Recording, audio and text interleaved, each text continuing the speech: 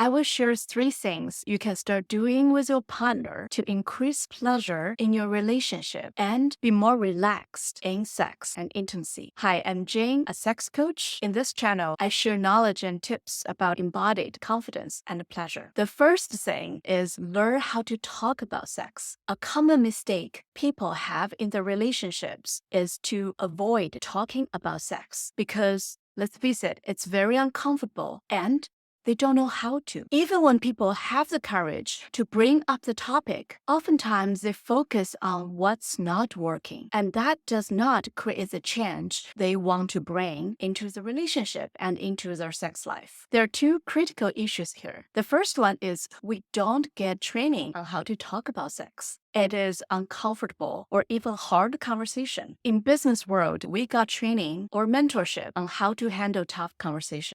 Asking for a raise, negotiating a different title, or giving performance review. But in romantic relationship, we don't get training how to talk about sex. Therefore, when we don't know how to do it, the default reaction is to avoid talking about it. Another issue is even when people talk about it, they often tends to lead with what's not working. Our self-esteem is quite fragile in relating to sex and relationships. When we hear what's not working, the default reaction is, okay, I'm not going to do it. The more we hear what's not working, the less courage and motivations to do things, to try things. So that really is not positive to give the results that you want to have. There are a couple of tips you can use right away to prepare yourself for our better sex conversation. Lead with the change you want to have, not just address what's not working. For example, if you would like to prioritize sex in the morning, instead of saying that I don't like to have sex at night, lead with I would love to have more morning sex. That's a very small change, but it does put us in the positive trajectory and to look at what changes we're going to make rather than what is not working and then feel defensive or protective on what's not working. Another tip is to show the change you want to have with your body language, not just with words. Sex happens in the body. Pleasure happens in the body. So use your body language. You can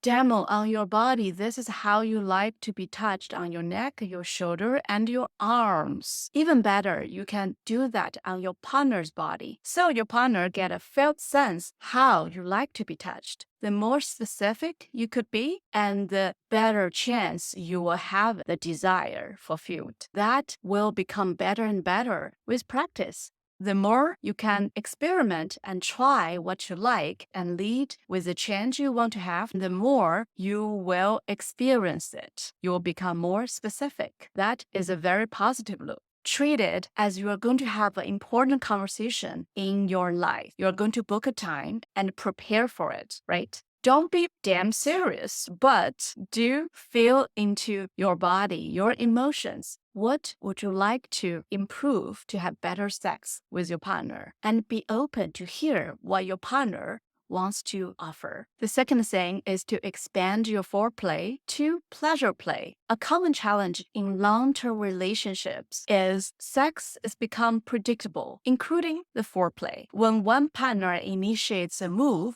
and they already know what's going to happen next. It does not help with building the desire because desire is fueled by anticipation and novelty. A few things you can change. One is carve out leisure time. What does it mean? Pleasure time is to have the time explore each other's body with the help of different lubrications or oils or fabrics to really enrich our body sensation. But there's no pressure to have penetrative sex. Pleasure is way bigger than sex. When you remove the burden of having to have penetrative sex or having to have orgasm, then pleasure become a playground for you to release stress, be creative, and have fun together. Another exercise I give my couple clients to do is to have the desire jar.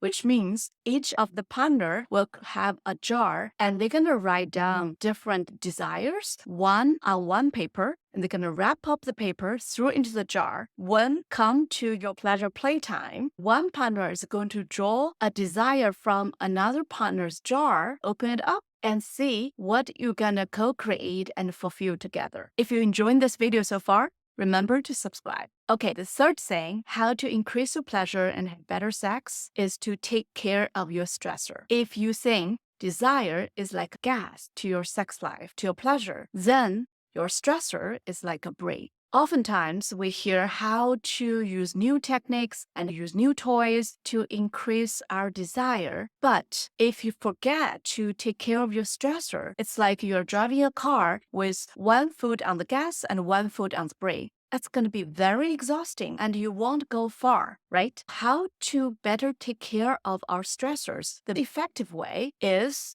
to connect with our body. It's way better than fighting with our thinking mind, because literally a lot of the stress is coming from our overthinking, overanalyzing, or over-worrying. Engage our body. It can really help you to calm down and turn on the parasympathetic nervous system. Pleasure and orgasm happen when our parasympathetic nervous system is on. It's the same as our sleep, our digestion. In order to have better sex, relaxation needs to happen first. Connect with your five senses to take care of the stressor so you can take one foot off the brake. Then you don't need that much gas on the desire. Connect with your five senses means you can put on your slow and soothing music, savor your favorite tea or ice cream, do your dance movement, or do some workout to sweat out. You got this point. If you enjoyed this video, check out this one and let me know what other things you'd like to hear in the comments, and see you next time. Bye.